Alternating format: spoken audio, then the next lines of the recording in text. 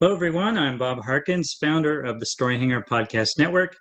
And so, a big part of the plan for 2021 is to grow our audience and to grow our group of independent documentary podcasters, people who really love storytelling and are passionate about the audio format. So, in that vein, I would like to welcome Elizabeth Caldwell to the Story Hangar family. Elizabeth produces a podcast called Flyover Country, in which she tells stories about her adopted home of Oklahoma. Welcome, Elizabeth. Can you introduce yourself a bit and maybe tell us a little bit about who you are? Yeah, my name's Elizabeth. I do live in Oklahoma. I guess if I had to characterize myself, I would, well, I've lived a lot of different places and I've tried a lot of different jobs, and I've really been looking for that thing that really I loved. So that was what brought me to audio. Now, in the description of your show, it says, and this is great, I love this, by the way, Oklahoma did not seem like flyover country to me. It seemed weird and wild and full of life.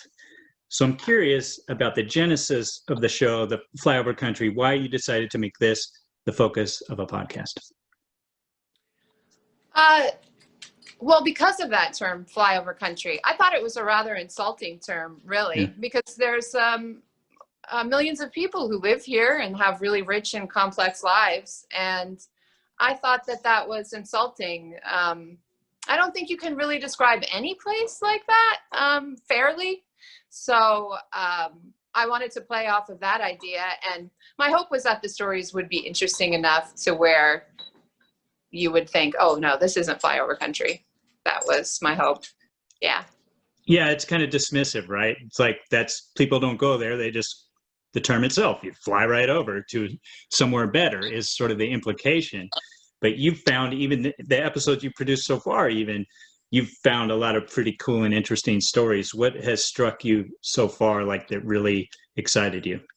Yeah, so, well, it started because of my favorite writer from childhood is Oklahoman, Wilson Rawls, who wrote Where the Red Fern Grows. I love that book, and you can probably hear my dogs. I have two dogs. So I'm a big dog lover, and I've been a dog lover my whole life. And so that book was really important to me. And I found out that he was Oklahoman. So I thought, wow. And he had a really interesting life story. So that was how it started. And then I thought, I'm going to keep this going. I'm going to keep telling these stories. And that is the dog story is tackled wonderfully in the podcast itself too. So people should go listen. And there he That's him. So why audio storytelling? What drew you to this format? Oh, well, I am a really indecisive person. Unfortunately, it's something that I'm always continuously struggling with and coming to grips with. And audio storytelling is kind of I kind of think of it as the middle too, because it's storytelling, but it's not a book where it's all in your mind. And it's not a movie where you have all these other stimulating details like visuals and things, as well as sound. So it's got some of those things, but not all of them. And so I liked that. And honestly, on a practical level, I like listening because you can do so many other things while you're listening. Whereas, you can clean your house, you can drive your car. And I am kind of a busy person. I like to stay busy. So that also appealed to me. But also, I think I like listening to them because when you're not distracted by the way a person looks or the way things look, I feel like you can really, it's more intimate. You can kind of get to the heart of things, Mm-hmm. I love this addition. The dog? Yeah, you're not distracted by how things look, and he turns and looks right in the camera right at that moment.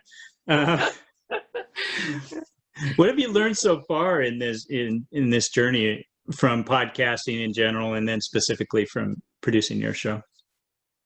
I think I've learned that making art can really keep you company. Mm-hmm. Kind of the purpose of it for me. I've also learned that people are really kind. I haven't had too many people turn me down. I don't think I had anybody turn me down when I asked, "Oh, can I talk to you?" Just a stranger, you know, calling out of the blue. Can I talk to you about, you know, your life? What is it? What is your life like? And nobody has said, "Oh, that makes me uncomfortable. I can't do it." So, I mean, that's amazing. So Yeah. I learned that a lot. I learned that a lot. And what's next? What's coming next for Flyover Country? Well, so as you know, I've been having many thoughts, and but I do have a couple of episodes that I was thinking about putting on season 1, but they didn't quite make it, just because I recorded the sound in December or later. You know, one of them is this man who lost his pet raccoon. He had a pet raccoon, and then he lost it, and the citizens of Norman, where I live, actually formed a search party, and they were going out and looking for this man's pet raccoon. So I won't tell you what happened, but.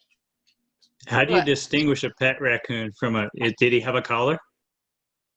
No, he was, I think he was just more docile.